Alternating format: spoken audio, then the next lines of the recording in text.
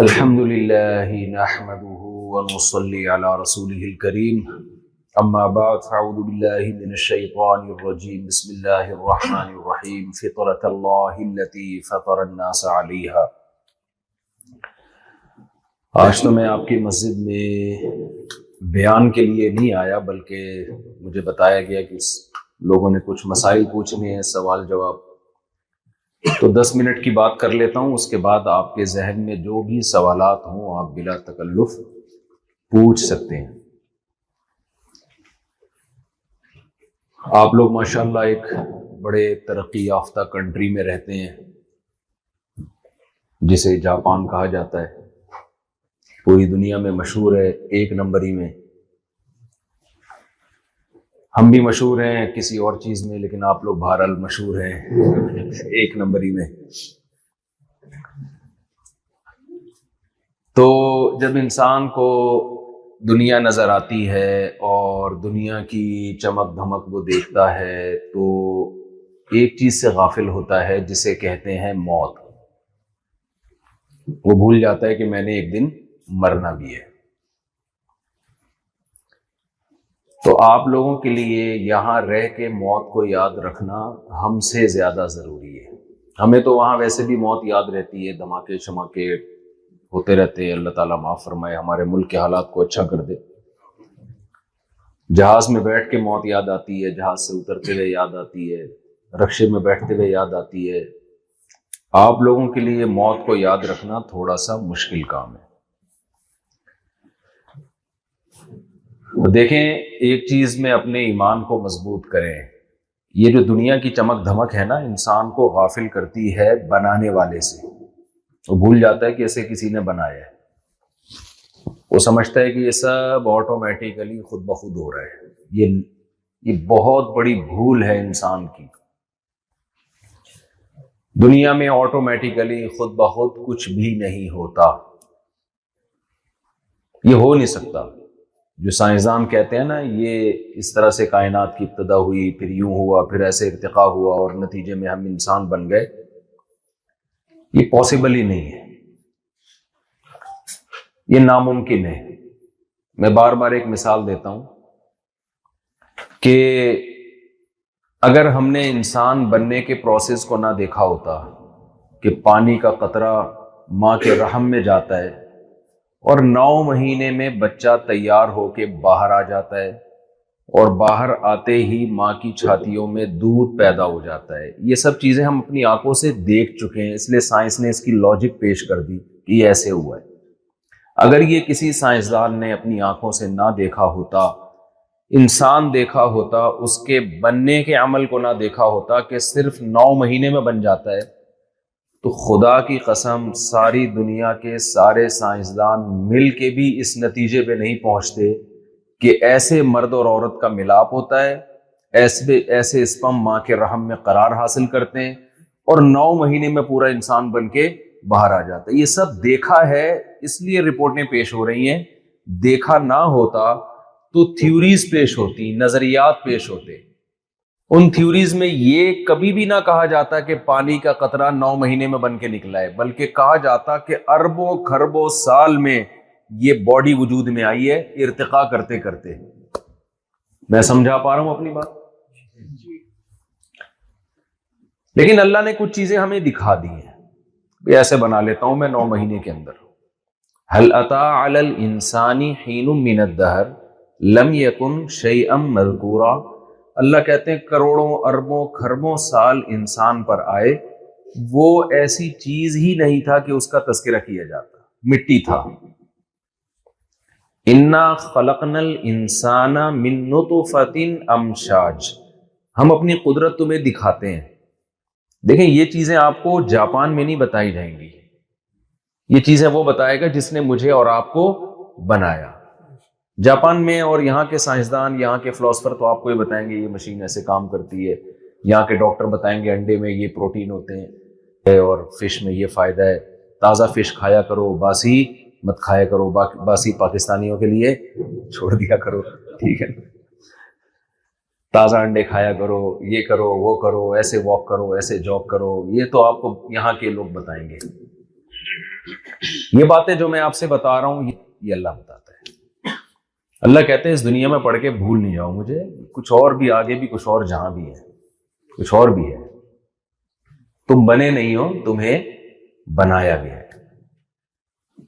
تو میں اس کر رہا تھا کہ سورہ دہر میں اللہ نے بتایا, کیونکہ اللہ کوئی سائنسدان نہیں ہے, مخلوق نہیں ہے, وہ بات کرے گا جو اس یعنی ہماری ابتدا کیسے ہوئی اور ہم کیسے بنے اور ہماری پیدائش کا مقصد کیا ہے, وہ باتیں ہمیں بتائے گا. کہ تمہیں میں نے بنانے والا بتاتا ہے نا کیوں بنایا, بنی ہوئی چیز تھوڑی بتاتی ہے. مشین بتائے گی میں کیوں بنی ہوں, گاڑی بتائے گی میں کیوں بنی ہوں, گاڑی بنانے والا جو بھی انجینئر ہے وہ بتائے گا کہ میں نے اس کو کیوں بنایا. پیناڈول تھوڑی بتائے گی کہ میں کیوں بنی ہوں. جن ڈاکٹروں نے پیناڈول بنائی ہے وہ بتائیں گے کہ یہ سر کے درد کے علاج کے لیے. تو جس اللہ نے ہمیں بنایا ہے وہ اللہ ہمیں بتاتا ہے کہ میں نے کیوں بنایا. لیکن اللہ کو یہ بات معلوم ہے, یہ پہلے میرے وجود پر ایمان لائیں گے تو میری باتوں کو پر یقین کریں گے.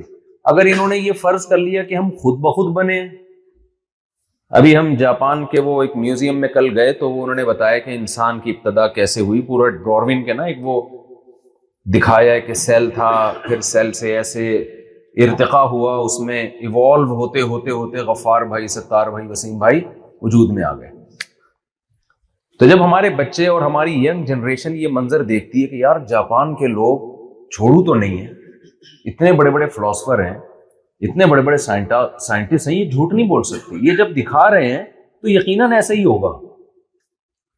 میں سمجھا پا رہا ہوں اپنی بات کہ آٹومیٹیکلی خود بخود ایک سیل تھا جو ہوتے ہوتے کروڑوں اربوں سال میں بن گیا. تو یہ بات خوب سمجھ لیں کہ چاہے جاپان کے سائنسدان ہو یا کچھ بھی ہو, سائنس میں دو چیزیں ہوتی ہیں, ایک تھیوری ہوتی ہے, ایک تحقیق ہوتی ہے. تحقیق مشاہدے پر مبنی ہوتی ہے, تجربات پر مبنی ہوتی ہے. وہ ایسے جیسے اپنی دونوں آنکھوں سے آپ نے ایک عمل دیکھ لیا ہو, اس کا انکار ممکن نہیں ہے. کچھ تھیوریز ہوتی ہیں, نظریے ہوتے ہیں, فرضی چیزیں ہوتی ہیں کہ مے بی ہو سکتا ہے ایسے ہوا ہو. تو یہ جو ارتقاء کا نظریہ پڑھایا جا رہا ہے کہ سب کچھ ایوالو ہو کے بنا ہے, یہ کوئی ثابت شدہ حقیقت نہیں ہے. یہ تو سائنسدان سر پھٹول رہے ہیں کہ یار یہ ہوا کیسے, یہ سب کچھ تو کھوپڑی میں کسی کے نہیں آ رہا. تو انہوں نے کہا مے بی ہو سکتا ہے ایسے ہوا ہو, لیکن اس کی کوئی دلیل نہیں ہے کہ ایسے ہوا ہو. یہ ممکن نہیں ہے ایسے ہونا بھائی. تبھی ڈاروین نے جو یہ کہا تھا نا کہ کائنات اس طرح سے, یہ جو انسان اس طرح سے بنا ہے, اس نے یہ نہیں کہا تھا اس طرح سے بنا ہے. اس نے کہا تھا کہ اگر خدا نہ ہو, فرض کر لیا جائے کہ خدا نہیں ہے, تو ممکن ہے اس طرح سے بنے ہوں. اس سے زیادہ اس تھیوری کی کوئی حیثیت, اچھا میرے سینٹنس کمپلیٹ کر دیا کریں, اس سے زیادہ اس نظریے کی کوئی حیثیت نہیں ہے کہ ہو سکتا ہے. لیکن اس پہ اتنے بڑے بڑے اشکال ہیں کہ یار ایسا اتفاق, ایک سیل وجود میں نہیں آ سکتا خود بخود, ایک سیل. اتنی پیچیدہ اس کے اجزائے ترکیبی ہیں. تھوڑی گاڑی اردو استعمال کر رہا ہوں, اب میں کیسے اس کو سمجھاؤں. یعنی اس کو جو کمبینیشن ہے نا, وہ مختلف اجزاء کا, مختلف ایلیمنٹس کا, مختلف عناصر کا, وہ اتنی خوبصورت ترتیب ہے کہ اربوں خربوں سال میں ایک سیل آٹومیٹیکلی وجود میں نہیں آ سکتا. یعنی ایک خوبصورت سی تلوار یا ایک چاقو, اس میں جو ایلیمنٹ جس ترتیب سے جڑے ہیں وہ ترتیب اتنی پیچیدہ نہیں ہے جتنی ایک سیل کی ہے. تو ایک چاقو آج تک آٹومیٹیکلی وجود میں نہیں آیا, ایک تلوار وجود میں نہیں آئی, خربوں سال میں بھی وجود میں نہیں آئی. تو یہ کیسے وجود میں آ سکتا ہے؟ تو اللہ تعالیٰ نے بتایا کہ میں نے تمہیں بنایا. هل اتى على الانسان حين من الدهر لم يكن شيئا مذكورا انا خلقنا الانسان من نطفة امشاج. کیا زبردست بات کی ہے. قرآن کہتا ہے کہ میں نے تمہارے پانی کو, جس سے تم بنے ہو, جس کو آج کی اصطلاح میں اسپرم کہا جاتا ہے, منی کہا جاتا ہے, پانی کا قطرہ کہا جاتا ہے, یہ زمین سے مختلف چیزوں کا نچوڑ, مختلف چیزوں کا ایک خاص ترتیب سے میں نے اس کو جمع کر دیا والدین کے اسپرم میں. والدین میں جمع کر کے یہ بنایا میں نے. تھوڑے دنوں میں, زیادہ ٹائم نہیں لگتا اس میں. والدین خوراک کھاتے ہیں, یا تو وہ سبزی ہوگی یا وہ گوشت ہوگا, ان سب کی اصل کہاں ہے؟ زمین میں، مٹی پانی، مٹی پانی گوبر، اسی سے گھاس اگ رہی ہے، اسی سے خربوزے اگ رہے ہیں، اسی سے تربوز اگ رہا ہے، اسی سے آم اگ رہا ہے، اسی سے وہ جانور وہ گوشت کھا رہے ہیں، اسی سے ان کا دودھ بن رہا ہے، اسی سے ان کا گوشت بن رہا ہے. تھوڑے ہی دنوں میں یہ مٹی ہے جو مختلف پروسیس سے گزر کے اسپم میں تبدیل ہو جاتی ہے. زیادہ ٹائم نہیں لگتا اس پروسیس میں. اور اللہ کہتے ہیں پھر اس اسپم کو من نطفۃ امشاج، ملا ہوا پانی، اس ملے ہوئے پانی کو جب وہ ماں کے رحم میں جاتا ہے تو سورہ حج میں اللہ کہتے ہیں یا ایھا الناس ان کنتم فی ریب من البعث، اے لوگو اگر تمہیں میری باتوں پہ یقین نہیں آتا کہ موت کے بعد کیسے دوبارہ زندگی ہوگی، کیونکہ سائنسدان تو اس بات کو تسلیم نہیں کرتے. وہ تو کہتے ہیں جب کیڑے ہمیں کھا کے ختم کر دیتے ہیں ہم دوبارہ کیسے زندہ ہوں گے. اللہ کہتے ہیں یقین نہیں آتا تو دیکھو ہم نے تمہیں ایک پانی کے قطرے سے بنایا، ثم من نطفہ، پھر اس پانی ہم نے مٹی کو کیا بنایا، من تراب، پہلے مٹی سے، پھر اس مٹی کو ہم نے منی میں چینج کیا، اسپم میں تبدیل کر دیا، ثم من علقہ، پھر وہ جمے ہوئے خون میں تبدیل ہو جاتا ہے، ماں کے رحم میں جاتا ہے. اس میں ایسے سافٹ ویئر انسٹال کر دیے جیسے ہی ماں کے پیٹ میں جائے گا فوراً تھوڑے دنوں میں کیا ہو جائے گا، بلڈ میں تبدیل ہو جائے گا. ثم من علقہ، پھر وہ بلڈ سے گوشت بننا شروع ہو جاتا ہے. یہ سارے پروسیس عجیب سے عجیب تر ہیں یا نہیں ہیں؟ یہ تو دیکھ لیے سائنسدانوں نے اس لیے بول رہے ہیں ایسے ہوتا ہے. اگر نہ دیکھے ہوتے خدا کی قسم کوئی سائنسدان یہ تھیوری پیش کرتا نا کہ ایسے ہو سکتا ہے، لوگ کہتے جھوٹ بول رہا ہے، لوگ کہتے جھوٹ بول رہے ہیں. یہ تو اللہ نے دکھا دیا تو ہم کہہ رہے ہیں بھائی ایسے ہوتا ہے. ثم من علقہ ثم من مضغہ، پھر گوشت میں تبدیل کرتے ہیں، پھر اس میں ہڈیاں پیدا کرتے ہیں. فکسونا العظام اللحم، ہڈیوں پہ گوشت چڑھتا ہے، خوبصورت ڈھانچہ باہر نہیں آ جاتا. کتنا بدصورت ہوتا ہے نا انسان کا ڈھانچہ.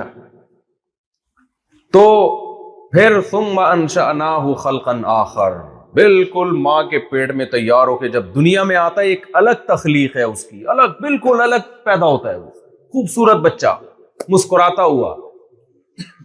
اور پھر اللہ تعالی نے جو ماں روٹی گوشت اور یہ کھا رہی تھی اس سے بچہ بن رہا تھا، جیسے ہی بچہ باہر آتا ہے، بھائی یہ کیسے آٹومیٹیکلی سافٹ ویئر ماں میں انسٹال ہوئے ہیں کہ بچے کے باہر آتے ہی اب روٹی کھائے گی تو دودھ بننا شروع ہو جائے گا. دودھ دیکھو اور بچے کو دیکھو، کوئی آپس میں میچنگ ہے؟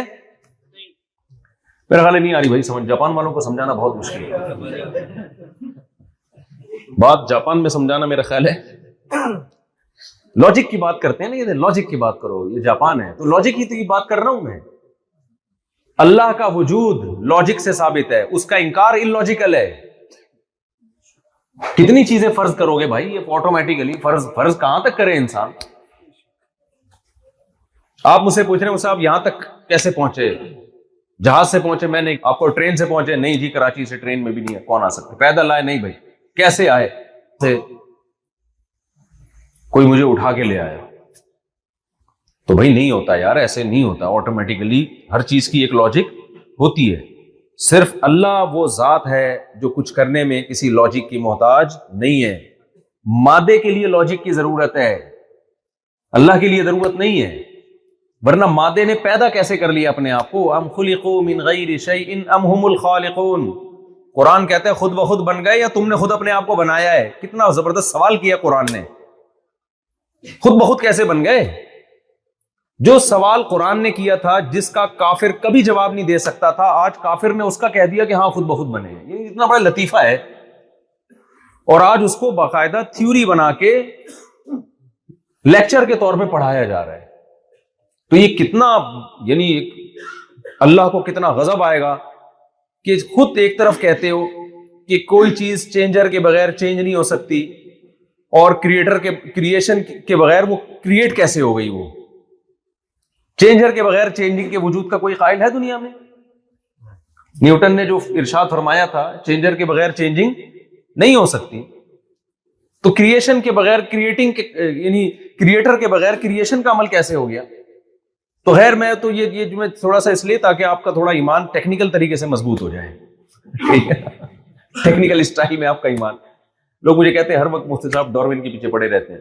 میں ڈاروین کے پیچھے نہیں پڑا رہتا، میں آپ کو اس لیے کہ آج مادہ پرستی میں اتنا الجھ گئے ہیں لوگ کہ اللہ کو اپنی ڈکشنری سے اور اپنی سوسائٹی سے نکال دیا ہے.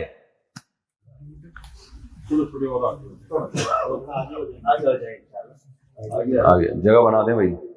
تو ہم لوگوں نے اپنی سوسائٹی سے اللہ کو کیا کر دیا ہے؟ مائنس. تو اللہ نہیں چھوڑے گا، یہ بتا دوں، اللہ نہیں چھوڑے گا. آپ اپنی سوسائٹی سے اللہ کو اگر مائنس کرو گے نا، دنیا میں بھی اللہ انتقام لے گا، اور آخرت میں تو اللہ کہتے سوال ہی پیدا نہیں ہوتا میں تمہیں چھوڑ دوں. تو اور کیسے نہیں اللہ چھوڑے گا، بھی میں بتا رہا ہوں، دنیا میں بھی انتقام لیتا ہے اللہ تعالیٰ. تو ثم انشأناه خلقا آخر، ادھر دنیا میں آیا اور ادھر ماں کی چھاتیوں میں دودھ پیدا ہو گیا. او بھائی، آٹومیٹیکلی اتنا زبردست مینجمنٹ، خاندانی قسم کی مینجمنٹ. کوئی مہمان آئے اور ایسی زبردست، میں تو یہاں کے واش روم دیکھ دیکھ کے حیران ہو رہا ہوں بس، اور کچھ نہیں. میں نے تو ایسے واش روم زندگی میں پہلی دفعہ دیکھے ہیں بھائی. آپ جاؤ گے تو وہ خود ہی آپ کے استقبال میں کھل جائے گا. اتنی تمیز یار، اتنی رسپیکٹ دے رہے ہیں. گرم پانی الگ ہے استنجا کے لیے، ٹھنڈا پانی الگ ہے. پانی کے وہ کیا میں زیادہ ڈیٹیل میں جاؤں، حیرت ہو رہی ہے. تو اب کوئی کہے کہ یہ واش روم آٹومیٹیکلی بن گئے، نہیں بھائی. اتنی زبردست مینجمنٹ کے لیے کوئی مینیجر ہوتا ہے، اور یہ جاپان کے مینیجر ہی کر سکتے ہیں یہ کام. یہ ہر نتو پھتو سائنسدان کا کام نہیں ہے، یہ یہیں کے لوگ کر سکتے ہیں. تو انسان جس کو اللہ نے بنایا، جو ایسی ایسی چیزیں بنا رہا ہے، وہ انسان خود کیسے بن گیا بھائی؟ یہ بات کھوپڑی میں آنے والی نہیں ہے. ہم کل ایک میوزیم میں گئے، وہاں عجیب و غریب سے روبوٹ تھے.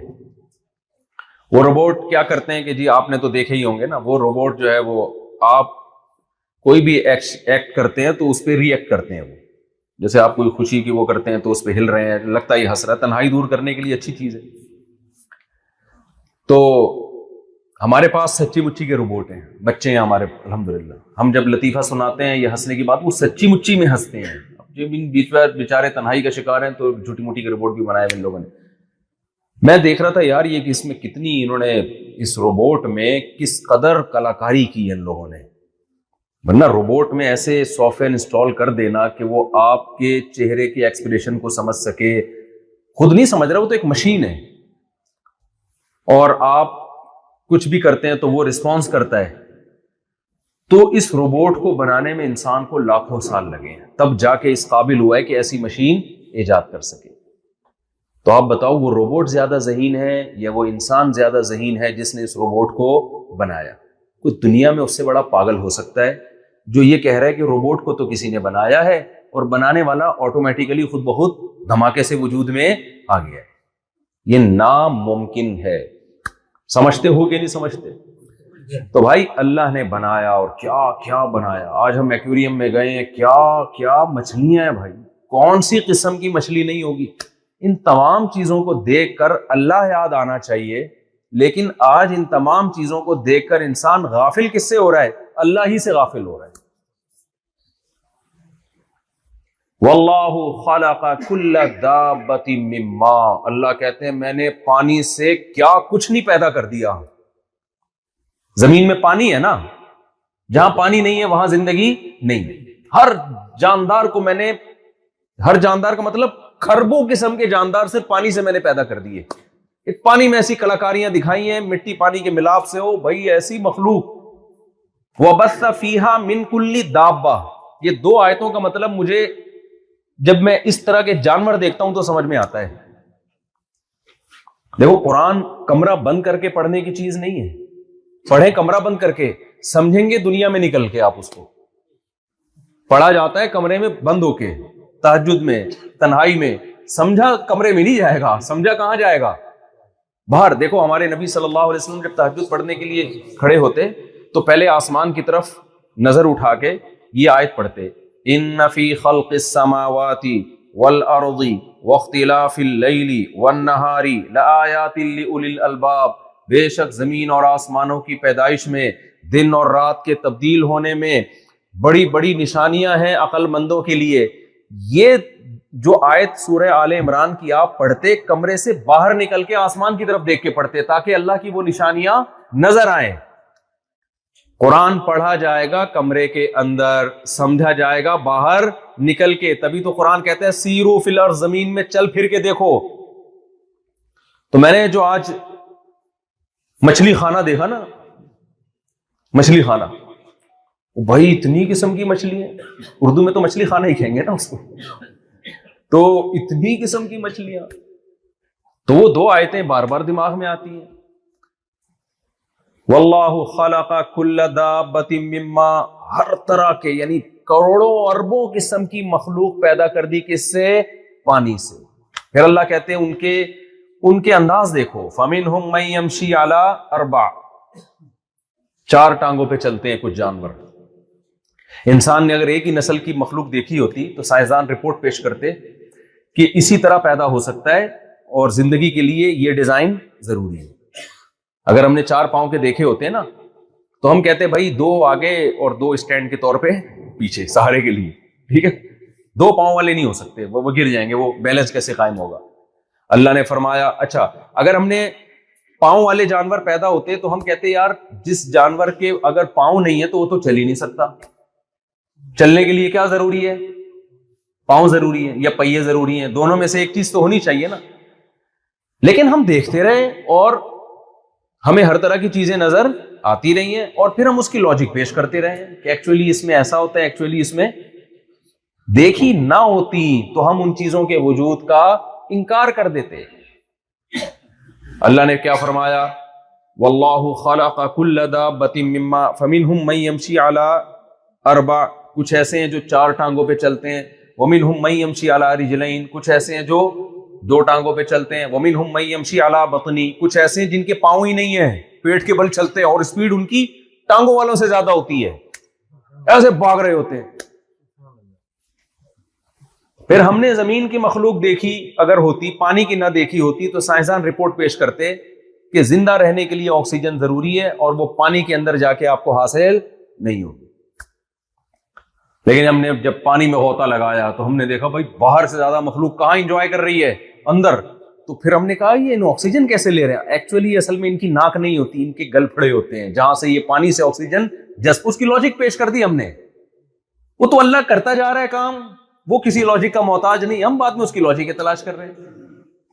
پھر ہم نے جب پانی کے اندر کے جانوروں کو دیکھا تو ہم نے کہا یار ان کے گل پھڑے ہیں تو یہ باہر نہیں رہ سکتے کیونکہ ان کا آکسیجن لینے کا پروسیس وہ نہیں ہے جو خشکی کے جانوروں کا ہے. اللہ نے کہا ٹھہر جاؤ ذرا, ٹھیک ہے. ایسے جانور پیدا کیے جو اندر جائیں تو بھی انجوائے کر رہے ہیں, باہر آئیں تو بھی دم نہیں گھٹ رہا ان کا.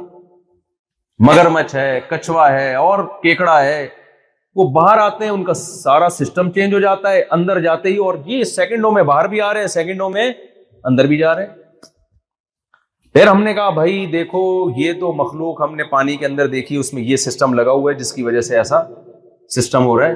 تو ایکچولی ہوتا یہ ہے کہ ایک حد تک ہم پانی کا ویٹ برداشت کر سکتی ہے ہر مخلوق, اس سے زیادہ کوئی مخلوق پانی کا وزن برداشت نہیں کر سکتی. وہ نہیں برداشت کر سکی تھی جو ٹائٹینک کے پرزے تلاش کرنے کے لیے سمندر کی تہ میں گئی تھی, وہ پانی کا دباؤ برداشت نہیں کر سکی, اتنی پاورفل مشین.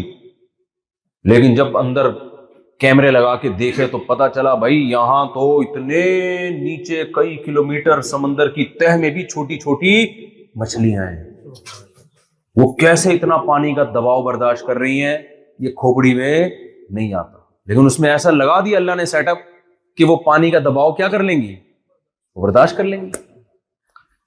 ہم نے کہا روشنی زندگی کے لیے ضروری ہے, سمندر کی تہ میں ایسی مخلوق ہے جس نے کبھی روشنی دیکھی نہیں ہے. ہم نے کہا چلنے کے لیے دیکھنے کے لیے آنکھیں ضروری ہے, اللہ نے چمگادڑ کو پیدا کیا جو آنکھوں کے بغیر ساری زندگی نکال دیتی ہے, ایسی مخلوق پیدا کی. اس لیے قرآن نے کیا کہا, وَبَثَّ فِيهَا مِن كُلِّ دَابَّةٍ, ہر طرح کی مخلوق. یہ ہر طرح کے لفظ میں بتایا جا رہا ہے کہ لاکھوں ہزاروں نہیں, لاکھوں نہیں, کروڑوں نہیں, اربوں نہیں, اربوں سے بھی زیادہ تم تحقیق کرتے رہو گے, مخلوق دریافت ہوتی رہے گی. کیا کیا کمالات ہیں بھائی. تو جو بصیرت کی آنکھیں رکھتے ہیں نا وہ اس دنیا میں پڑھ کے بنانے والے کو بھولتے نہیں. تو ہم یہی سبق تازہ کرنے کے لیے آئے ہیں, جو میں کراچی سے چلا ہوں اور ارشاد بھائی کی دعوت پہ آیا ہوں. تو کس سلسلے میں, وہ میں چٹکل سنانے کا تو مجھے شوق ہے نا.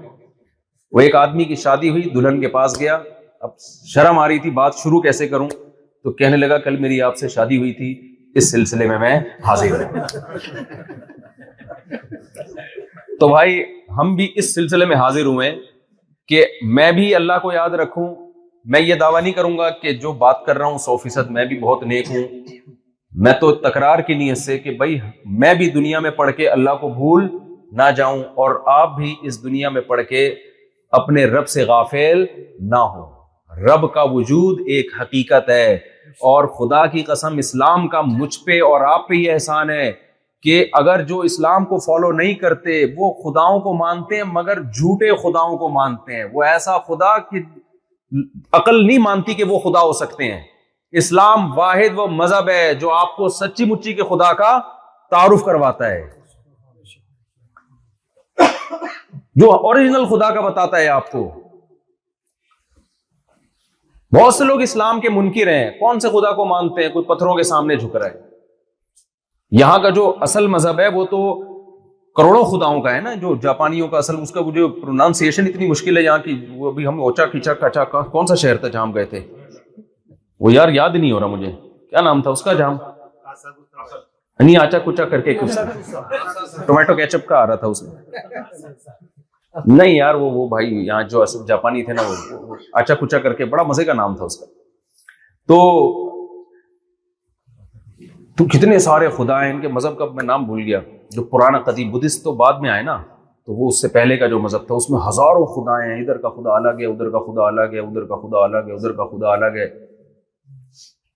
ہندوؤں کے الگ ٹائپ کے خدا ہیں، اتنے سارے بھگوان ان کے، کنفیوژن ہے، اس سے تھوڑی سکون ملے گا۔ قرآن نے کیا کہا ہے؟ ضرب اللہ مثلا رجلا فیہ شرکاء متشاکسون ورجلا سلما لرجل۔ بتاؤ ایک شخص ہے جس کا ایک معبود ہے، اسے اس معبود کو خوش کرنا کیا ہے؟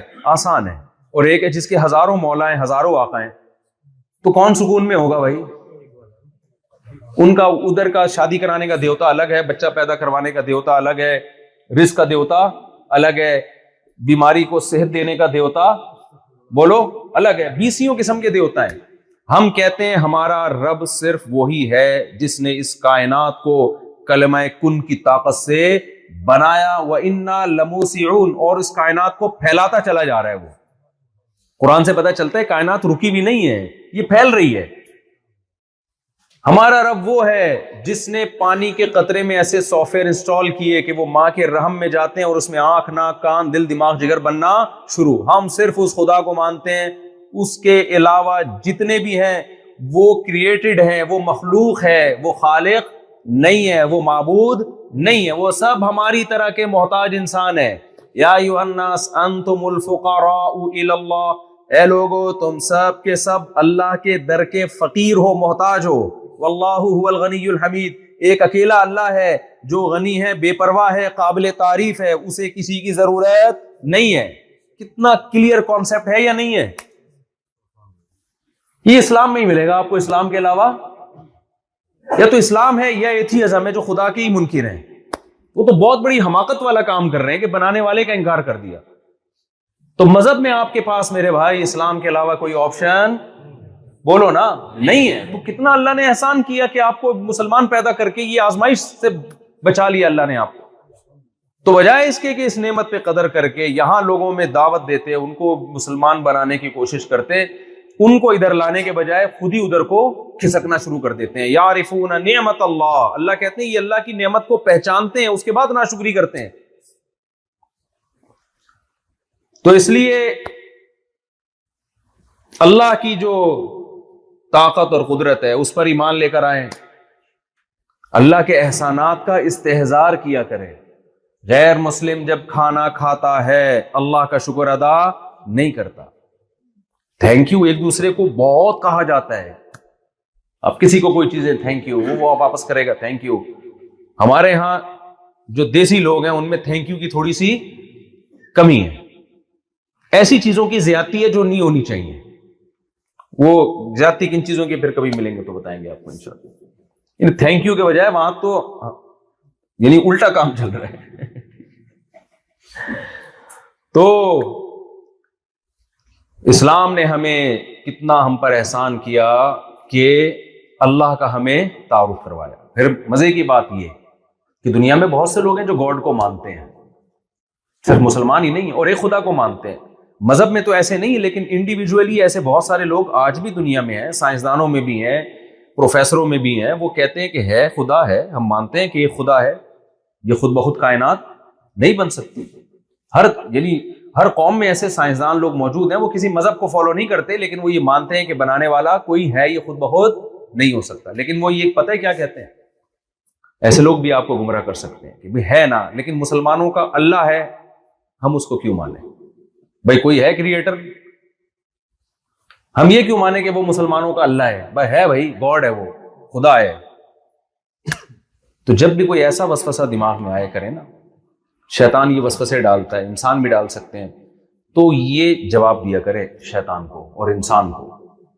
ان سے کہا کریں بھائی ایک گاڈ وہ ہے جو گونگا بہرا ہے، سمجھ لیں، اور ایک گاڈ وہ ہے جو کہتا ہے میں نے آدم کو مٹی سے بنایا، ان کی پسلی سے اماں حوا کو بنایا، ان دونوں کے ملاپ سے انسانوں کو میں نے بھر دیا، اور میں نے موسیٰ کو کلیم اللہ بنایا، میں نے ابراہیم کو خلیل اللہ بنایا، میں نے یعقوب، یوسف علیہم الصلاۃ والسلام ان پیغمبروں کو انسانوں کی ہدایت کے لیے بھیجا، میں نے انسانوں کو لاوارث نہیں چھوڑا، ان کی ہدایت کے لیے میں نے 4 مشہور آسمانی کتابیں آسمان سے نازل کی، تورات، زبور، انجیل، قرآن. ان کے نام بھی بیان کر رہے قرآن، اور یہ ساری ڈیٹیل. پھر ان میں اس نے لکھ دیا کہ میں ان چیزوں پہ خوش ہوتا ہوں، ان چیزوں سے ناراض ہوتا ہوں، اور یہ بھی بتاتا ہے میں نے تمہیں پیدا کیوں کیا، تمہارا اصل ویژن ہونا کیا چاہیے. اتنی ساری چیزوں میں ہمیں وہ گائیڈ کر رہا ہے. وہ یہ بھی بتا رہا ہے کہ عبادت کے لائق کون ہے، اس نے بھی بتایا حج کا کیا طریقہ ہے، نماز کا کیا طریقہ ہے، زکوٰۃ کا کیا طریقہ ہے، مر جاؤ گے تو وراثت کیسے ڈیوائیڈ ہوگی، شوہر کے بیوی پہ، بیوی کے شوہر پہ کیا حقوق ہیں، والدین کے کیا حقوق ہیں، بھائی بہنوں کے کیا حقوق ہیں. پوری ایکسپلینیشن وہ پیغمبروں کے ذریعے اور کتابوں کے ذریعے کر رہا ہے. تو اگر یہ سچی مچی والا خدا نہیں ہے تو جھوٹی موٹی والا جو تمہارا سچی مچی والا ہے، تو وہ جھوٹی موٹی والے خدا کے خلاف آواز کیوں نہیں اٹھاتا؟ تو ہم گونگے بہرے خدا کو مانیں یا اس خدا کو مانیں جو ہمیں گائیڈ کر رہا ہے؟ افمن یہدی الی الحق احق ان یتبع ام لا یہدی الا ان یہدی. کیا زبردست آیت ہے سورہ یونس کی. اللہ فرماتے ہیں بتاؤ وہ زیادہ اتباع کے حقدار ہے جو تمہیں گائیڈنس دے رہا ہے، یا وہ جس کو خود گائیڈنس کی ضرورت ہے، اس کے پاس کوئی ہدایت ہی نہیں ہے؟ کس کی بات کو مانو گے؟ دیکھو آپ نے کسی سے راستہ پوچھا کہ بھائی میں نے فلاں جگہ جانا ہے، اس کا راستہ کیا ہے؟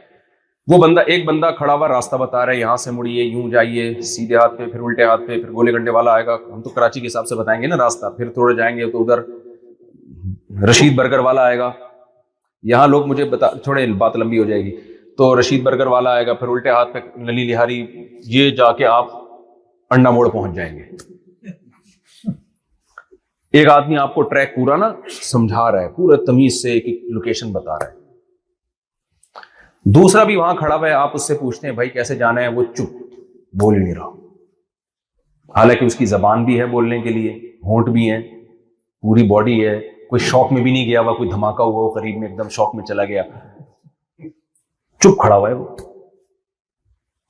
تو آپ مجھے بتاؤ کس کو فالو کرو گے، جو ہدایت دے رہا ہے یا جو گونگا بن کے بت بن کے کھڑا ہوا ہے؟ کس کو فالو کرو گے؟ جو بتا رہا ہے. فی الحال آپ کے پاس اس کے علاوہ کوئی آپشن ہوگا؟ آپ بولو گے بھائی مجھے تو یہی بتا رہا ہے، میں تو یہی. تو اسلام کے علاوہ کوئی آپ کو ہدایت دیتا ہے ہی نہیں.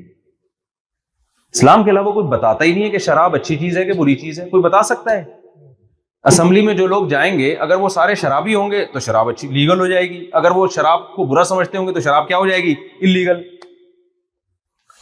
ایک زمانے تک ہومو سیکسولیٹی بہت بری چیز تھی جب یہ کامن نہیں تھی.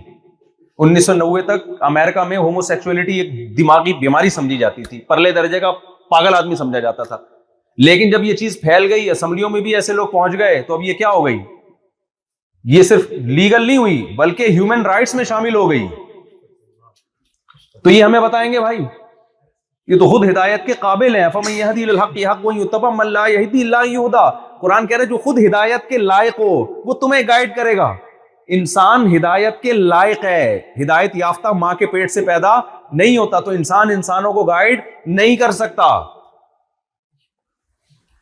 انسان کو گائیڈ وہ کرے گا جس نے انسان کو پیدا کیا، اور وہ گائیڈنس اسلام کے علاوہ کسی اور کے پاس نہیں ہے. میں سمجھا پا رہا ہوں اپنی بات؟ تو اب بھائی اسلام کو یا تو دل و جان سے لو یا ایک طرف ہو جاؤ، پورے کچھ اور بن جاؤ. یہ بیچ میں لٹکنا کیا ہے؟ یہ خطرناک ہے. ہمارا اسلام جو ہے نا ہمارے مطلب کا اسلام ہے کہ کڑوا کڑوا تھو تھو، میٹھا میٹھا ہپ ہپ. موت کے بعد ہم سب چاہتے ہیں مسلمانوں کے قبرستان میں دفن ہو، ہمیں اوون میں ڈال کے راکھ نہ بنایا جائے. چاہتے ہیں نہیں چاہتے؟ بھائی اگر آپ نے لبرل بننا ہے، سیکولر بننا ہے، تو موت کے بعد کوئلہ بنا دو، تکے بنا کے کھلا دو کسی کو، یا قبر میں ڈالو، تو اس سے کیا فرق پڑتا ہے؟ کیا خیال ہے بھائی؟ اس سے کیا فرق پڑتا ہے؟ جب مر ہی گئے، جب آٹومیٹیکلی خود بخود پیدا ہوئے تھے تو مر گئے، تو کیڑوں نے جب کھانا ہے تو بہتر نہیں تکے بنا کے انسانوں کو کھلا دو یار. کیا خیال ہے؟ ارشاد بھائی غلط تو نہیں کہہ رہا؟ پھر اس میں کیا اتنا وہ کہ بھائی، ایک دفعہ کسی نے ہم سے سوال پوچھا کہ جو ہے وہ چائنا میں نا جو ماں کی جو دودھ ہوتا ہے نا اس کو ڈبوں میں پیک کر کے وہ خشک کر کے باقاعدہ بچوں کی فیڈ کے طور پر کمپنیاں اس کو بیچتی ہیں، ڈبوں میں بک رہا ہوتا ہے. تو ہم سے سوال پوچھا کہ یہ جائز ہے ناجائز؟ ہم نے کہا یہ حرام ہے، ناجائز ہے. ایک صاحب نے کہا لو، ایک تو یہ مولوی لوگ بس ہر چیز میں ٹانگ اڑاتے ہیں، حلال حرام حرام، یہ ترقی کر ہی نہیں سکتے. اس میں کیا جا رہا ہے اگر وہ خشک ڈبوں میں ماں کا دودھ بک رہا ہے؟ تو یہ مولوی لوگ ہر جگہ کیا کرتے ہیں؟ فتوے جھاڑنا شروع کر. بھائی ہم سے تو پوچھا ہے تو بتائیں گے نا. تو میں نے کہا کہ یہ ڈبوں کا ترقی سے کوئی تعلق ہے؟ بولو. اس سے کہ یہ جو جاپان میں جو سائنسدان پیدا ہوئے ہیں یہ اس لیے ہوئے کہ ماں کا دودھ ڈبوں میں بکتا تھا. اس کا ترقی سے کیا تعلق ہے بھائی؟ اخلاقیات سے اس کا تعلق ہے. فقہاء نے لکھا ہے کہ انسانی جسم کے سے جو چیز بھی مکرم اور محترم چیز ہوتی ہے وہ بازاروں میں بکنے کے لائق نہیں ہے. انسانیت کی توہین نہیں ہے. وَلَقَدْ كَرَّمْنَا بَنِي آدم، ہم نے بنی آدم کو بہت زیادہ عزت دی ہے. پوری کائنات اللہ نے انسان کے لیے بنائی ہے. یہ اسپیئر پارٹس اس کے بکیں گے نہیں. تبھی یہ جو ڈونیشن کر کے بیچ رہے ہوتے ہیں نا گردے وردے، حرام ہے، ناجائز ہے. یہ اسپیئر پارٹس کی دکان تھوڑی ہے کہ ادھر سے گردہ اٹھا کے وسیم کو 1 کروڑ میں بیچ دیا اور ادھر سے جناب اپنا پتا نکال کے سلیم کے پکڑا دیا. تھوڑے دنوں میں کیا ہوگا؟ وہ اسپیئر پارٹس کی دکان ہوگی. موت کے بعد پرزے رکھے ہوئے ہوں گے. وسیم بھائی کی آنکھیں، اور بھائی کوئی وسیم بھائی تو پیش کی معذرت یار، یہ کلیم بھائی کی جو ہے نا، اچھا بہت معذرت کے ساتھ، تو یہ گھٹنے ان کے، اچھا تو اب کیا کروں؟ وہ کریکٹر یہی ہوتے ہیں نا. اب جاپان میں کچھ اور نام ہوں گے تو مجھے بتائیں جی. تو یہ سب یہ اسپیئر پارٹس کی دکان تھوڑی ہے انسان کو ہی. کیونکہ اگر آپ نے اس کو بالکل ہی صرف انسانیت کی خدمت ہی دیکھنی ہے کہ یہاں سے اٹھا کے اس کو بیچ دو، تو بھائی پھر دفنانے کی ٹینشن کی کیا ضرورت ہے؟ پھر تو کسی کے کام آ جائے تو اچھا نہیں ہے. تو مر جائے تو بھائی اس کو گوشت کھلا دو. اب تو مر گیا، ویسے بھی کیا کرنا ہے، تازہ تازہ ہے، ابھی تازہ تازہ مرا ہے ڈبوں میں پیک کر کے. کل آج ماں کا دودھ ڈبوں میں پیک کر کے بک رہا ہے، کل گوشت بھی بک سکتا ہے. اور دوسری بات یہ کہ اسلام میں جس ماں کا دودھ آپ نے پیا ہو اس کا بہت بڑا حق ہے. جس ماں نے، عورت نے، دیکھو غیر مسلموں کے ہاں ریلیشن نام کی کوئی چیز نہیں ہے. اسلام تو ریلیشن ہی کی بیس پہ قائم ہے. اللہ سے ریلیشن، آپس میں ریلیشن. تبھی تو قرآن جہاں اپنا حق بیان کرتا ہے وہیں فوراً ماں باپ کا تذکرہ کر دیتا ہے، کیونکہ اللہ کے بعد سب سے زیادہ احسانات کس کے ہیں؟ والدین کے. تو ریلیشن ہی کی بیس پہ تو اس مذہب وجود میں آیا ہے. اس مذہب کی بیس ہی ریلیشن پر ہے کہ اپنا ریلیشن اپنے بنانے والے سے بھی صحیح کرو اور جنہوں نے تمہیں پیدا کیا ان سے بھی صحیح کرو. اسلام میں بتاؤ نا مجھے کہ اللہ کے بعد سب سے بڑا حق کس کا ہے؟ والدین کا ہے یا نہیں ہے؟ وَوَصَّيْنَا الْإِنسَانَ بِوَالِدَيْهِ، ہم نے وصیت کر دی ہے. لَا تَقُلْ لَهُمَا اُفٍّ، اولڈ ہاؤس میں جمع کرانا تو بہت دور کی بات. بڑھاپے میں ان کو گھر میں رکھ کے ان کے سامنے چیخو پکار پہ اف کہنے کی بھی اجازت نہیں ہے. برداشت کرنا ہے بس. بہت بڑا حق ہے. اس سے زیادہ حق یعنی قرآن نے اتنے اہتمام سے بیان کیا، نبی نے بھی اور قرآن نے بھی. کسی کے حقوق کو قرآن نے اتنی زیادہ تاکید سے بیان نہیں کیا جتنے آپ کے پیرنٹس اور آپ کے باپ اور آپ کی ماں کے حقوق کو بیان کیا. کیوں؟ ان کا آپ کی زندگی میں سب سے زیادہ کردار، پیدا کرنے میں اور پھر پالنے میں. تو اسلام نے کہا کہ جس عورت نے بچپن میں تمہیں اٹھا کے اپنی چھاتی سے دودھ پلا دیا، وہ سگی ماں نہ بھی ہو، رشتے میں وہ کیا بن گئی؟ تو ریلیشن ہے نا، وہ تو ریلیشن ہے. یہاں تو کیا ہوگا بھائی، کسی نے دودھ پلا دیا تو چند پیسے پکڑائے، چلو جی فائدہ اٹھا لیا اس. نہ نہ نہ، مقدس رشتہ ہے. اب اس کا دودھ اگر ڈبوں میں پیک ہو رہا ہو اور بک رہا ہو مارکیٹ میں تو کیا پتا چلے گا کون سی اس کی ماں بن رہی ہے, کون سی نانی بن رہی ہے, کون سی اس کے. تو یہ ان لوگوں پہ سوٹ کرتی ہیں یہ چیزیں جو ریلیشن کے قائل نہیں ہیں, جنہوں نے ماں باپ کو اولڈ ہاؤس میں جمع کرانا ہے, جنہوں نے کتوں کے ساتھ دل بہلانا ہے, بلیوں کے ساتھ دل بہلانا ہے. انسان کو اللہ نے ریلیشن میں پیدا کیا ہے, اللہ کا رشتہ, پھر اس کے بعد ماں باپ کا رشتہ, میاں بیوی کا رشتہ, اولاد کا رشتہ, بہن بھائیوں کا رشتہ, چچا زاد بھائی, پھوپھی زاد بھائی. آپ دیکھو حضرت ابو طلحہ انصاری نبی کی خدمت میں آئے, عرض کیا کہ یا رسول اللہ نے قرآن میں حکم دیا لن تنالوا البر حتى تنفقوا مما تحبون, محبوب چیز صدقہ کرو میری راہ میں. تو یا رسول اللہ میرا یہ باغ مجھے سب سے زیادہ محبوب ہے, میں یہ صدقہ کرنا چاہتا ہوں, کس کو دوں؟ آپ نے فرمایا اپنے چچا کے بیٹوں کو دے دو. کیوں؟ وہ غریب تھے, تو غریب میں سب سے زیادہ ترجیح کس کو دی جا رہی ہے؟ خونی رشتوں کو, بلڈ ریلیشن کو. ہو سکتا ہے بھائی زیادہ غریب نہ ہو, چچا زاد, تو حالانکہ مدینہ میں تو غریب کم تھوڑی تھے, لیکن ترجیح کس کو دی جا رہی ہے؟ چچا زاد, تاکہ ان سے ریلیشن کیا ہو جائے؟ بولے نا بھائی, جملہ مکمل کریں, ریلیشن مضبوط. اسلام انڈیویجولی آپ کو لائف گزارنے کی اجازت نہیں دیتا کہ آپ بس ریاست کے غلام ہو, ریاست کو ٹائم پہ ٹیکس ادا کرو اور اس کے بعد موج مستی کرو, اولڈ ہاؤس میں مر جاؤ. نہ, یہ نہیں ہو سکتا. آپ کو ریلیشن کو کیا کرنا پڑے گا؟ دو چیزیں ہیں, ریلیشن بنانا بھی پڑے گا اور اس کو جوڑنا بھی پڑے گا. بنتا ہے شادی سے, نکاح سے. یہ لوگ ریلیشن کے قائل ہیں مگر بلڈ ریلیشن کے قائل نہیں ہیں. دیکھو ایک ریلیشن ہوتا ہے تاجر اور کسٹمر کے درمیان, یہ کیا بلڈ ریلیشن ہوتا ہے؟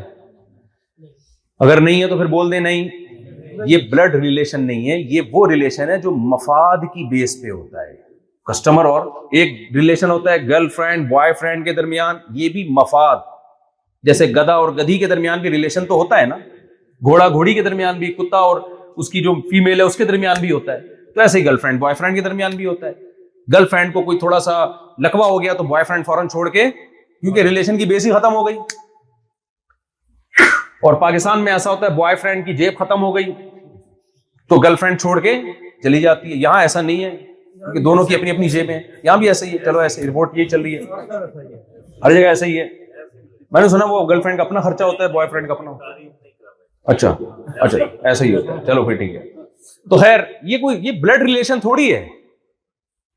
بلڈ ریلیشن ہوتا ہے میاں بیوی کا. کس کی وجہ سے؟ جب ان کی اولاد ہو جاتی ہے تو اولاد میں کس کا خون ہے؟ دونوں کا بلڈ ہے. یہ بچے کی ماں ہے تو یہ بچے کا بولو باپ ہے. پھر آپ کی جو بیوی ہے اس کی ماں آپ کی کون ہے؟ ساس. اور ایسا ریلیشن کہ آپ کبھی بھی اس سے شادی نہیں کر سکتے, ایک مقدس رشتہ بنا دیا. رشتے نکاح سے وجود میں آتے ہیں, دوستیوں سے وجود میں نہیں آتے. حرام رشتے وجود میں آتے ہیں دوستیوں سے.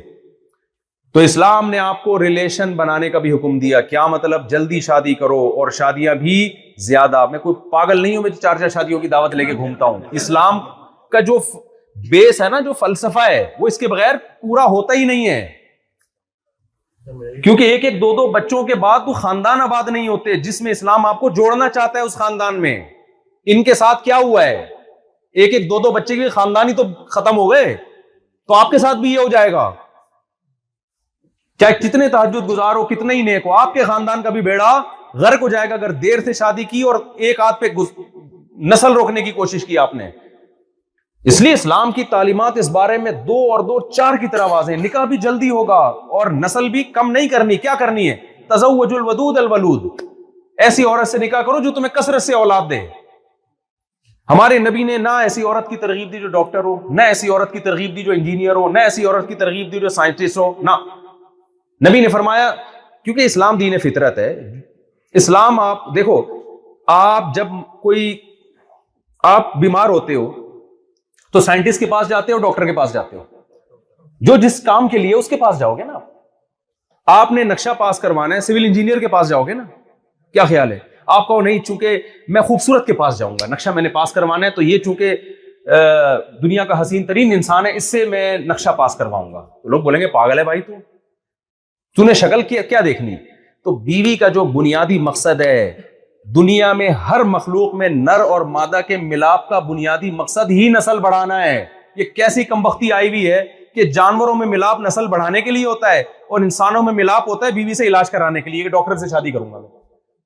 یا اس سے پیسہ کماؤں گا میں ڈاکٹر. تو یہ نیچرل نہیں ہے. میں سمجھا پا رہا ہوں کہ نہیں سمجھا پا رہا میرے بھائی؟ جو بنیادی مقصد ہے وہ گھرداری ہے اور نسل بڑھانا ہے تاکہ آپ کو اولاد ملے, وہ اس کا بھی سہارا بنے اور آپ کا بھی سہارا بنے, اور آپ کو تنہائی دور کرنے کے لیے روبوٹ کا سہارا اور کتے بلوں کا سہارا نہ لینا پڑے. جو اس کا مقصد تھا وہ ہٹا دیا اس سے اور اس کو لگا دیا اس کام میں جس کے لیے وہ بنی نہیں ہے. ڈاکٹر بننا بھی ٹھیک ہے, ضرورت بھی ہے سوسائٹی کی. میں نکاح کا مقصد بتا رہا ہوں کہ نکاح میں ان چیزوں کو فوکس کیوں کرتے ہو بھائی؟ تو آپ لوگ جتنے بھی ماڈرن ہو نا, شادی دیسی لڑکیوں سے کیا کرو, اللہ کا واسطہ, یہ خدا کا واسطہ. یہ ماڈرنزم سے آپ متاثر مت تو بیڑا غرق ہو جائے گا. ہمارے پاس جتنی رپورٹیں ہیں نا آپ کے پاس نہیں ہوں گی. میں یہ نہیں کہہ رہا کہ پڑھی لکھی لڑکیوں سے مت کرو, میں کہہ رہا ہوں ماڈرن سے نہیں کرو. دیسی ہو بھلے پڑھی لکھی ہو, وہ تو زیادہ اچھی ایجوکیٹڈ ہوگی, تو نہ بھی ہو تو گھرداری جانتی ہو. ہماری مائیں اور ہماری دادیاں نانیاں کیا تھیں, وہ سائنٹسٹ تھیں. وہ کیسے بہترین گھر انہوں نے بسائے ہیں اور کیسی بہترین انہوں نے تربیت ہماری بھی کی اور دوسرے بچوں کی بھی کی. ہم تربیت یافتہ ہوئے نہیں ہوئے تو ہمارا قصور ہے نا, انہوں نے تو کوئی کسر نہیں چھوڑی. ان کو کیا آتا تھا؟ تو اس لیے اسلام رشتے پیدا کرنے کا بھی حکم دیتا ہے اور ان کو جوڑنے کا بھی حکم دیتا ہے. تو پیدا کرنے پہ بھی فوکس کرو, ایک شادی نہیں, دو نہیں. اللہ نے کتنی اجازت دی. ایسی کی تیسی ہے سوسائٹی, بھاڑ میں جائے. یہ بولنا پڑتا ہے, اس کے بغیر موٹیویشن ملتی نہیں ہے. چھوڑ دو اس. ایک صاحب نے مجھے کہا ایکچولی میں دوسری کروں گا تو پہلے کے بچے بگڑنے کا خطرہ ہے. میں نے کہا یار 3 اور کر لو, اتنے ہو جائیں گے, 2-4 بگڑ بھی جائیں تو کوئی ٹینشن کی بات نہیں. چھوڑ دو, یہ مصیبت میں نہیں جاؤ. 2-3 بچوں کو عذاب نہیں سمجھو اپنے. بگڑتا انسان اپنی مرضی سے, کوئی نہیں بگاڑتا. انسان کا بچہ ہوگا سدھر جائے گا, نہیں ہوگا. تو نوح علیہ السلام اپنے بیٹے کو سنبھال سکے تھے کیا؟ ہے بھائی, نوح علیہ السلام نے کتنی تبلیغ کی, 950 سال, بیٹا ہی جہنم میں گیا ہے. اتنی ٹینشن لینے کی ضرورت نہیں ہے بھائی. نسل پیدا کرو, تمہیں خوشیاں دے گی یہ نسل. تمہارے کاروبار میں تمہارا, ابھی دیکھو ارشاد بھائی کو سارا خاندان لے آئے اپنے اسپیئر پارٹس کی دکان میں. ہم تو دیکھتے ہیں پشاور سے ایک بندہ آتا ہے, ادھر کوئٹہ سے ایک پٹھان آتا ہے, اور پھر دوسرا چاچا, ماما, بھتیجے, پھوپھے, سارے وہ آ کے ماشاءاللہ ایسا بزنس سنبھالتے ہیں. ابھی تو مجھے لگ رہا ہے کہ جاپان کی حکومت KPK ایک صوبہ منظور کر دے گی, پورا گورنمنٹ آف جاپان. تو میں کل ولاگ بناؤں گا چپلی کباب کا ہوٹل, آپ نے لازمی دکھانا ہے. میں نے 20 سال پہلے لوگوں کو بتایا تھا بیان میں کہ جاپان میں چپلی کباب کے ہوٹل کھل رہے ہیں, کیونکہ نسل مسلمانوں کی بڑھ رہی ہے. جب بڑھے گی تو کلچر بھی کس کا آئے گا؟ وہ غلط والا نہ آ جائے جو ہمارا, یہ بھی خطرہ ہے.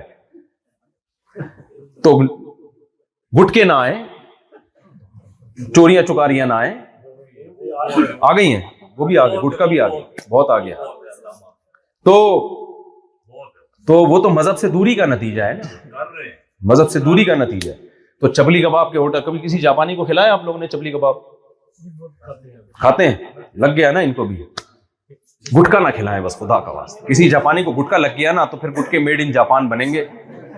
وہ پھر بہت ہی کوالٹی میں, بہت ہی نشہ ان میں بہت زیادہ ہوگا. وہ بڑا خطرناک قسم. نسوار بھی آ گئی ہے, یہ تو ہم پہلے 20 سال پہلے پیش گوئی کر چکے تھے. جاپان کے سائنسدان جب بھی کوئی تحقیقی کام کریں گے پہلے ایک نسوار کا یہاں رکھا. تو زنا سے بچنا ضروری ہے بھائی, اس کے بغیر برائی سے بچنا اس زمانے میں بہت مشکل کام ہے. حلال میں اللہ نے وسعت دی ہے, عورتوں کو تمہارے لیے پیدا کیا ہے بھائی, دور رہنے کے لیے پیدا نہیں کیا. لیکن گدے گھوڑوں والے طریقے سے ان کے پاس مت جاؤ. جب جانا ہے عورت کو عزت دو. عزت اس کو گرل فرینڈ بنانے میں نہیں ملتی, بیوی بنانے میں ملتی ہے. بیوی بنا کے لے کر آؤ تاکہ اس کی ماں تمہاری ساس بن جائے, اس کا باپ تمہارا سسر بن جائے, brother in law, sister in لا. ان لاس کا ایک پورا سلسلہ اللہ نے رکھا ہے. تو تمیز سے ایک کام کر لو بھائی, تو 4 کر لو. ایک ہندو نے میرے بیان پہ کمنٹس کیے ہوئے تھے, ان مولویوں کے مزے دیکھو, جاپان گھوم رہا ہے اور شادیاں بھی اتنی کر رہا ہے. ہر طرح کے کمنٹس آ رہے ہوتے ہیں. اور پھر اس نے کمپیئر کیا کہ ہمارے جو پنڈت ہوتے ہیں وہ تو کتنے نیک ہوتے ہیں, عیاش نہیں ہوتے وغیرہ وغیرہ. بھائی ہمارے مذہب نے ہمیں نہ تفریح سے منع کیا, نہ جائز عیش و عشرت سے منع کیا. بھائی آپ کے مذہب میں ہوگا یہ سب, ہمارے مذہب میں کیا ہے کہ بھائی ایک حلال طریقہ ہے اور ایک کیا ہے, حرام طریقہ. اللہ نے یہ دنیا کی نعمتیں پیدا ہی انسانوں کے لیے کی ہیں، اوائڈ کرنے کے لیے تھوڑی کی ہیں. میں نے ان سے کہا ہے روز ایک انار مجھے لازمی کھلانا ہے، انار سے بہتر کوئی پھل دنیا میں شاید نہیں ہے. تو اور بڑی فٹ فاٹ صحت رہتی ہے انار سے نا. اب میں نے ان کے کہا ہے نا، انہوں نے پھر کتنا بڑا کریٹ لے کے رکھا ہوا ہے. میرا بھی آسٹریلیا سفر ہے تو وہاں آسٹریلیا میں بھی انار نہیں ہے. ہمارے حضرت جو تھے نا بہت پرہیزگار تھے، 8 10 پارے تہجد میں پڑھنے کا معمول تھا، لیکن حضرت کو سیب پسند تھا. ڈیلی ایک سیب نہارمو لازمی، اس سے صحت بھی ان کی اچھی رہتی تھی. جب سیب کا موسم ختم ہو جاتا ٹورنٹو سے منگواتے تھے سیب.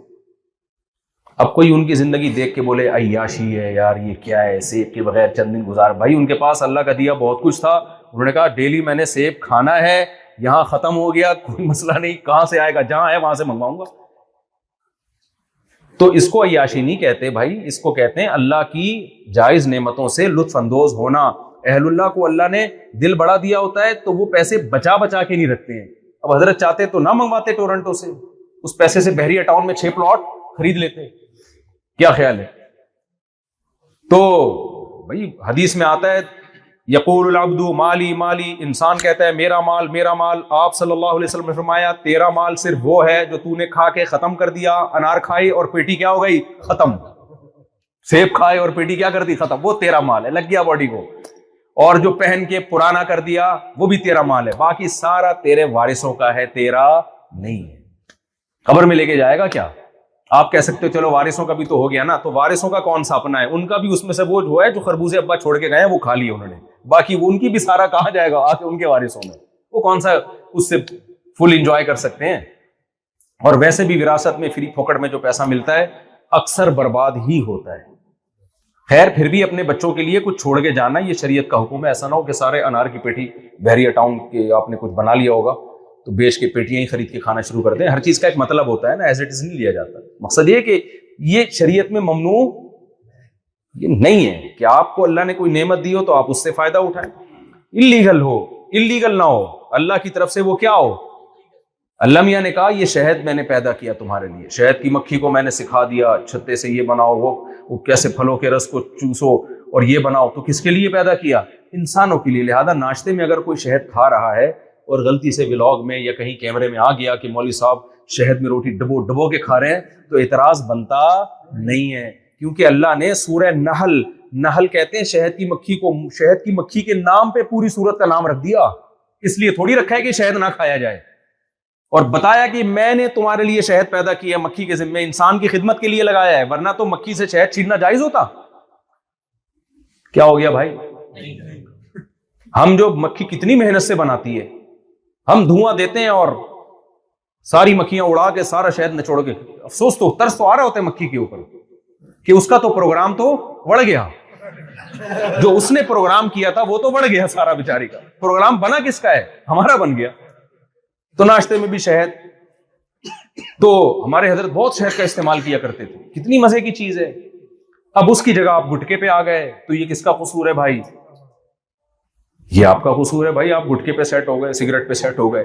جو لذت کی چیزیں اللہ نے، صحت کی چیزیں، میں نے شہد کے بارے میں جو تجربہ کیا ہے نا، ڈاکٹروں کی تحقیق ایک طرف ہوگی، ڈاکٹر تو منع کرتے ہیں یعنی شوگر والی کوئی بھی چیز، لیکن میرا اپنا جو تجربہ ہے نا، شہد کھانے سے طبیعت بھاری نہیں ہوتی. آپ صبح ناشتے میں کوئی تھوڑا سا حلوہ کھا لو، کوئی بھی میٹھی چیز کھا لو، بوجھل ہو جائے گی طبیعت، نیند آنا شروع ہوگی. شہد کے بارے میں میرا ایکسپیرینس یہ ہے کہ جتنا مرضی کھا لو طبیعت پہ بوجھ نہیں بنتا. اوریجنل شہد ہو، کچھ ہے اس کے اندر بھائی جو ہو سکتا ہے ابھی تک تحقیق سے ثابت نہ ہوا ہو، لیکن میں نے دیکھا ہے. اب میٹھا کھاؤ آپ شہد سے جتنا مرضی پوری پلیٹ بھر کے کھا لو. شوگر کا کوئی پیشنٹ ہو تو الگ بات ہے، لیکن جس کو الحمدللہ میں شوگر نہیں ہے تو وہ نہیں، طبیعت بھاری نہیں ہوتی جیسے میٹھا کھا کے ہوتی ہے. تو وہ ہندو اعتراض کرتے ہیں نا، یہ دیکھو مولویوں کے مزے ہیں. کل بھی ایک خاتون نے میرے خلاف، اور مولانا طارق جمیل صاحب مجھے دکھایا ریوو میں بیٹھا ہوا ہوں یوں چلا رہا ہوں، مولانا طارق جمیل صاحب کو دکھایا لینڈ کروزر سے اتر رہے ہیں، اور ایک مولانا کو دکھایا پتہ نہیں سوئٹزرلینڈ میں. تو کہا کہ یہ دیکھو یہ مولوی ہمیں، کل کی بات ہے نا ٹک ٹاک پہ، یہ مولوی ہمیں کہتے ہیں دنیا مسافر خانہ ہے، دل لگانے کی جگہ نہیں ہے، اور ان مولویوں کی اپنی حرکتیں دیکھو. میں نے کہا یار ان مولویوں کی، بھائی اگر چوری کی ریوو ہے، یہ کسی یا مدرسے کے نام پہ لیا چندہ تھا اور خرید اس سے کیا لی. ایسا بھی ہوتا ہے پاکستان میں الحمدللہ. بعض دفعہ ایک یتیم خانہ کھول لیا جاتا ہے مدرسے کے نام پہ, اور یہاں بھی ہوتا ہے. ہاں تو وہ تو ہر جگہ ہی فراڈی لوگ ہوتے ہیں. تو مدارس ہمارے دین کی بہت خدمت کر رہے ہیں, لیکن 2 نمبر لوگ ہر جگہ ہوتے ہیں. مدرسہ چلانے والے برے نہیں ہوتے, بعض لوگ برے لوگ مدرسہ کھول لیتے ہیں. داڑھی والے برے نہیں ہوتے, بعض دفعہ برا آدمی کیا کر لیتا ہے, لوگوں کو دھوکہ دینے کے لیے داڑھی رکھ لیتا ہے. تو یہ مارکیٹ میں بہت چل رہا ہے, اور ہم اور آپ بے وقوف ہوتے ہیں جو بغیر تحقیق کے لوگوں کو چندہ دینا شروع کر دیتے ہیں. یہ تو ہماری بے وقوفی ہے نا, صرف ظاہری گیٹ اپ دیکھ کے یا صرف 2-4 یتیم بچے دیکھ کے. خیر بات کو میں سمیٹ کے ختم کرتا ہوں, یہ تو سوال جواب کا سیشن تھا, تو بیان کا تو میرا پروگرام ہی نہیں تھا. تو کیا کہہ رہا تھا میں, جلدی سے بات کو سمیٹوں. ہاں تو بھائی یہ میں آپ لوگوں سے بھی کہتا ہوں کہ اللہ نے عورت کی طرف پہنچنے کا ایک حلال راستہ رکھا ہے اور ایک حرام. حلال سے اللہ خوش ہوتا ہے, حرام سے اللہ کیا ہوتا ہے, ناراض ہوتا ہے.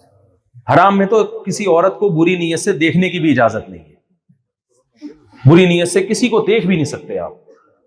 اور حلال میں اللہ نے آپ کو نکاح کا کی گنجائش دی ہے, اجازت دی ہے. تو کیوں سوسائٹی سے ڈر رہے ہو یار؟ میں نے کتنے نوجوان کو دیکھا ہے کہ شراب پیتے ہیں, ان کا باپ اس سے خوش نہیں ہوتا, وہ سمجھا رہا ہے, نہیں مانتے نہیں ابا کی. جب شادی کی باری آئے گی تو پھر کون رکاوٹ بنتا ہے, ابا. یار تم برا کام کرتے ہوئے ابا کو ابا نہیں سمجھ رہے, حلال کرتے ہوئے کرو وہاں جہاں ابا کہہ رہے ہیں, یہ زیادہ بہتر ہے, کیونکہ وہ صرف تمہاری بیوی نہیں, تمہارے ابا اما کی بہو بھی ہوگی. لیکن اس بات میں ابا کی اطاعت نہ کرو کہ شادی نہیں کرنا, بیٹا پیسے کماؤ, ابھی شادی وادی کی نہ. ابا ایسا نہیں, بھوک لگے گی تو روٹی کھائی جائے گی. تو اسی طرح میرے بھائی یہ بھی خواہش شہوت کی ایک بھوک ہے. مرد کی دل میں اللہ نے عورت کی رغبت رکھی ہے, یہ مٹائی نہیں جا سکتی, یہ ناممکن ہے. تو جب نہیں مٹائی جا سکتی تو اللہ نے کسی وجہ سے رکھی ہے, تاکہ کسی بہانے یہ کسی کو سہارا دے, اس کا گھر بسائے. تو اب جو ہے نا, میں آپ سے عرض کر رہا تھا, بات کو سمیٹتا ہوں کہ اسلام کے علاوہ آپ کے پاس کوئی آپشن نہیں ہے. اسلام ہی گائیڈنس کرتا ہے. تو اسلام کی گائیڈنس, اسلام کی جو ہدایت ہے, دل میں عزم کریں, نیت کریں, ہم اس کو مکمل فالو کریں گے. اس میں سب سے پہلے توحید ہے, اس کے بعد نماز ہے. مسجدوں میں نماز کا رواج یہاں کم ہے. مسجدیں تو ماشاءاللہ بہت بن گئی, عربوں نے بھی بنائی ہیں, دوسرے مسلم اسکالرز نے بھی, مسلمان لوگوں نے بھی, ملکوں نے, لیکن سب سے زیادہ مسجدیں بنانے کا کریڈٹ پاکستانیوں کو جاتا ہے الحمدللہ. سب سے زیادہ مسجدیں یہاں پہ جاپان میں بنائی ہیں پاکستانیوں نے, اور پھر انڈین نے بھی بنائی ہیں, اور بنگلہ دیش کے لوگوں نے بھی بنائی ہیں. جو مجھے رپورٹ ملی ہے ان میں پاکستانی الحمدللہ بہت آگے ہیں اس میں. اور ہماری جو گجراتی برادری ہے نا انڈیا اور پاکستان میں, ان مدرسے بنانے میں سب سے آگے ہیں. ساؤتھ افریقہ میں مدرسے بنائے, صورتی قوم ہے اور گجراتی لوگ ہیں, انہوں نے پوری دنیا میں مدارس کا جال بچھا دیا. اتنے علماء تیار ہو رہے ہیں, بڑا دل باغ باغ ہو جاتے ہیں, کیونکہ سارے تاجر ہیں. تو تاجر ہیں, جہاں بھی گئے گجراتی لوگ, انہوں نے جاتے ہی وہاں ایک مسجد بنائی, مدرسہ بنایا. کاروبار کرنے کا کرتے رہیں گے, لیکن یہاں دین کی بنیاد پڑ جانی چاہیے تاکہ یہیں کے لوگ عالم بنیں. تو آپ لوگ بھی یہ کریں, یہ کام مدارس بنائیں, اور اس میں ریلائبل لوگوں کو لے کر آئیں. ایسے لوگ نہ لے آئیں جو چندہ لے لے کے پھر اپنے وہاں ادھر پتہ چلا پلاٹ خرید رہے ہیں ادھر پاکستان میں. تو اس سے کیا ہوگا, جس جگہ پہ جو علماء تیار ہوتے ہیں نا, اسی مقامی, وہ زیادہ اچھا اس کلچر کو سمجھتے ہیں, وہ زیادہ وہاں اچھی محنت کر سکتے ہیں. تو نماز کی پابندی کرنی ہے. مسجد بنا رہے ہیں ماشاءاللہ, اور بنائیں, لیکن مسجدوں کو آباد بھی کرنا ہے. علامہ اقبال کا شعر یاد رکھیں, مسجد تو بنا دی دم بھر میں ایما کی حرارت والوں نے, من اپنا پرانا پاپی تھا برسوں میں نمازی بن نہ سکا. دل کو تو پرانی عادت پڑی ہوئی تھی تو وہ نمازی نہیں بن سکا. تو فجر کی نماز, ظہر کی نماز, عصر کی نماز, مغرب کی نماز, عشاء کی نماز, ذرا ہاتھ کھڑا کر کے وعدہ کرے, سب نے پابندی کرنی ہے. کہاں پڑھیں گے؟ ٹھیک ہے نا, پکا ارادہ. کوئی سفر ہو, بیماری ہو, ایک الگ بات ہے. نارملی کہاں پڑھنی ہے بھائی؟ ایک ہی تو, جب اللہ نے اتنا ہمیں بنا دیا اور اتنا کچھ دے رہا ہے, تو اس نے یہ تھوڑی کہ سارے دن نمازیں پڑھتے رہو. اس نے یہ کہا ہے کہ بھائی 5 ٹائم کہاں حاضری دینی ہے, مسجد میں آ کے. مسجد آباد ہو, اس سے آپ کا ریلیشن آپس کے مضبوط ہوں گے. اور مسجد میں آ کے غیبت نہ کرو, ورنہ ریلیشن کی ایسی کی تیسی ہو جائے گی. کیونکہ آج کل مسجدیں بعض دفعہ توڑنے کا ذریعہ بھی بن گئی. بات پہلے تھے غیبتیں نہیں ہوتی, جب مل کے یار وہ یہ کر رہا ہے, یار وہ کر رہا ہے, یار وہ کر رہا ہے. تو دوسرا کام کیا کرنا ہے, اللہ تعالیٰ کے جو ارکان ہیں اللہ نے جو ہمیں دیے ہیں, سب سے پہلے عقیدہ توحید کے بعد نماز ہے, نماز کے بعد کیا ہے, زکوٰۃ. زکوٰۃ میں صرف فرض زکوٰۃ نہیں, صدقات و خیرات. کوئی بھی ضرورت مند ہے چاہے وہ غیر مسلم ہی کیوں نہ ہو, آپ نے اس کے ساتھ تعاون کرنا ہے. مجھے ان کی ارشاد بھائی کا کام بہت اچھا لگا. کہہ رہے ہیں جاپانی کو میں نے گاڑی بیچی, پتہ نہیں کتنے لاکھ اس کو میں نے ایسے ہی چھوڑ دیے. وہ اتنا خوش ہوا, وہ بھائی زبردست. بھائی پاکستان میں پشاور والے اتنے سخی ہوتے ہیں, ورنہ یہاں 1 روپے بھی کوئی نہیں چھوڑتا. دل بڑا کر کے چل بھائی چل یار کیا یاد کرے گا. تو پیسہ گھسیٹنے کے بجائے تھوڑا سا خرچ کرنا بولیں سیکھیں. نبی صلی اللہ علیہ وسلم نے فرمایا صدقہ ہمیشہ مال کو بڑھاتا ہے, کبھی بھی کم نہیں کرتا. دعوتیں کیا کریں ایک دوسرے کی, کھلایا پلایا کریں. اللہ کو کھلانے والا, دعوتیں کرنے والا, غربا مساکین پہ خرچ کرنے والا پسند ہے. جمع کرنے والے مارکیٹ میں ہول سیل کے حساب سے مرتے ہیں نا. میں نے چائنا کا قبرستان وہاں ملیشیا میں دکھایا. ارب پتی جب مرتا ہے نا, اتنی اربوں کی, وہ کہیں نہیں دے کے جاتے ہیں. وہ کہتے ہیں بھائی ہم بوڑھے ہیں, ہمارا ہے. کچھ لوگ ٹرسٹ میں دے دیتے ہیں, زیادہ تر تو پھر وہ اپنے ساتھ قبر میں دفن کرواتے ہیں. ابھی فرعونیوں کی جو لاشیں نکلی ہیں مصر سے, اتنا سونے کے مٹکے ان کے ساتھ انہوں نے دفن کروائے اپنے ساتھ. بھائی ہم تو مسافر خانہ ہے بھائی. مسافر خانے میں تو آگے کے لیے جمع کیا جاتا ہے, منزل کے لیے. آپ کما کے پاکستان بھیج رہے ہوگے نا, بہت سارے انڈیا میں بنگلہ دیش میں بھیج رہے ہوگے, یار جانا آخر میں وہی ہے تو وہاں کوئی بنا لے ہم. تو ایک ہماری منزل ہے بھائی, تو اس کے لیے ہم نے کیا کرنا ہے, صدقات و خیرات کو کا معمول بنانا ہے. ہر مہینے اپنے اوپر کچھ لازم کر لیں. اور تیسری بات کیا کرنی ہے, رمضان جب آئے گا تو سب نے روزے رکھنے. روزہ چھوڑنا کسی نے نہیں, چاہے کتنا لمبا. ابھی تو اتنے لمبے روزے نہیں ہیں, جب ظاہر ہے جب زیادہ دن بڑا ہوتا ہے تو بہت لمبے روزے. ناروے میں تو 20 گھنٹے کے روزے چل رہے تھے گرمیوں میں. تو روزہ کسی قیمت پہ نہیں چھوڑنا. اتنے جو مسلمانوں کے تہوار ہوتے ہیں, عید بقرعید وغیرہ, اس میں ملا کریں, کیونکہ یہ ہمارے تہوار ہیں, ان کو زندہ رکھنے کا ہمیں حکم ہے. آج کیا ہوا ہے, جمعے کے دن ماؤں نے بچوں کو نہلانا چھوڑ دیا, تیار کرنا چھوڑ دیا کہ اسکول جانا ہے. ابھی کیا ہے بھائی, جمعے کے دن مسلمان نہاتا دھوتا ہے, نئے صاف ستھرے کپڑے پہنتا ہے, یہ ہمارے مذہب کا حصہ ہے. اگر یہ شعار زندہ رکھیں گے تو اسلام زندہ رہے گا. یہ اگر ختم ہو گئے تو آہستہ آہستہ کیا ہو جائے گا, اسلام نشانات مٹ جائیں گے. تو چوتھا کام آپ نے کرنا ہے, حج تو زندگی میں ایک بار ہوتا ہے. اللہ کے گھر کی کوئی زیارت کر سکتا ہے تو کر لے, جس کو اللہ نے وسائل دیے ہیں وہ تو فرض ہے. اور سب سے اہم ترین بات آخری, دیکھو مسلمان ہمیشہ کردار کا ایک نمبر ہوتا ہے. ایک واقعہ میں جب سے جاپان آیا ہوں نا, لازمی لوگوں کو سنا رہا ہوں, بس یہ واقعہ سنا کے بعد ختم. نبی صلی اللہ علیہ وسلم کا معاہدہ ہوا صلح حدیبیہ میں مشرکین مکہ سے. معاہدے میں یہ تھا کہ یہاں سے مسلمان ہو کے جو وہاں جائے گا تو مشرکین اس کو یہاں کا مسلمان کافر ہو کے اگر وہاں چلا گیا تو وہ اس کو واپس نہیں کریں گے. ادھر سے کوئی کافر مسلمان ہو کے پناہ لینے کے لیے ہمارے پاس آ گیا تو ہم واپس کر دیں گے اس کو. ابھی یہ معاہدہ زمانی ہوا ہے, سائن نہیں ہوئے اس پہ. ادھر سے ابو جندل مسلمان ہو کے ادھر آ گئے, بیڑیاں ہاتھوں میں پڑی ہوئی ہیں. مشرکین نے کہا آپ کا ہم سے ایگریمنٹ ہوا ہے کہ آپ نے کسی بندے کو پناہ نہیں دینی ہے, ان کو واپس کریں. حضرت ابو جندل نے کہا یا رسول اللہ مجھے ان کافروں کے حوالے کر رہے ہیں, میں تو یار ٹارچر کر رہے تھے یہ لوگ مجھے. تو نبی خاموش. کیوں؟ معاہدہ ہو چکا ہے. آپ نے ابو جندل رضی اللہ عنہ کو ان کے حوالے کر دیا. اس سے زیادہ معاہدے کی پورا کرنے کی کوئی مثال اس تاریخ میں ملتی ہے؟ اپنا بندہ جو آپ پر ایمان لایا ہے بھائی, اور آپ اس کے حوالے ان کے حوالے کر رہے ہیں جس میں قتل ہونے کا بھی خطرہ ہے. اگر نبی اس وقت حوالے نہ کرتے تو ہمارے سامنے کیا مثال آتی. بھائی معاہدے پورے کرنا ضروری, جب آسانی سے ہو تو کر دیا کرو, ٹینشن ہو رہی ہو تو پی جایا کرو.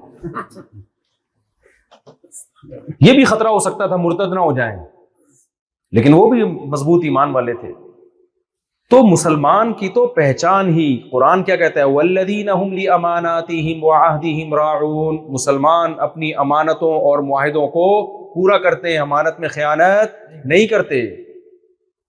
تو انتہائی افسوس کے ساتھ کہنا پڑتا ہے, جب خاص طور پر پاکستانی, یہ زیادہ کمپلین پوری دنیا کے مسلمانوں کی نہیں ہے, زیادہ تر ہم لوگوں کی, دیسی لوگوں کی کمپلینز ہیں.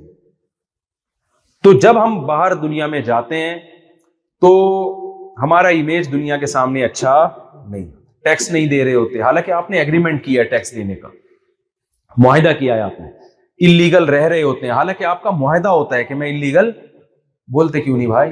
نہیں رہا ہوں۔ تو ایسے کام نہ کریں جس سے آپ کا امیج ان کی نظروں میں خراب ہو۔ یہ آپ کی نماز روزے کو نہیں دیکھیں گے، یہ آپ کی زبان اور کردار کو دیکھیں گے، ورنہ ٹوپی کرانے والے نمازی مارکیٹ میں کام نہیں۔ اکثر چپلیں مسجد سے چوری ہوتی ہیں جو نماز پڑھنے آیا ہوتا ہے، کیا خیال ہے بھائی؟ اکثر چپل کہاں سے چوری ہوتی ہے؟ کیونکہ وہ نمازی بھائی نے چوری کی ہوتی ہے۔ وہ ایک صاحب نے کہا نا، مسجد میں چپل آگے رکھ کے نماز پڑھ رہے تھے، کسی نے کہا جوتا آگے رکھنے سے نماز نہیں ہوتی، اس نے کہا جوتا پیچھے رکھنے سے جوتا نہیں ہوتا۔ جوتا بچاؤ، نماز بچاؤ، نماز دوبارہ پڑھ لیں گے، جوتا کون خریدے گا دوبارہ؟ تو اللہ تعالیٰ مجھے بھی عمل کی توفیق دے، آپ حضرات کو بھی۔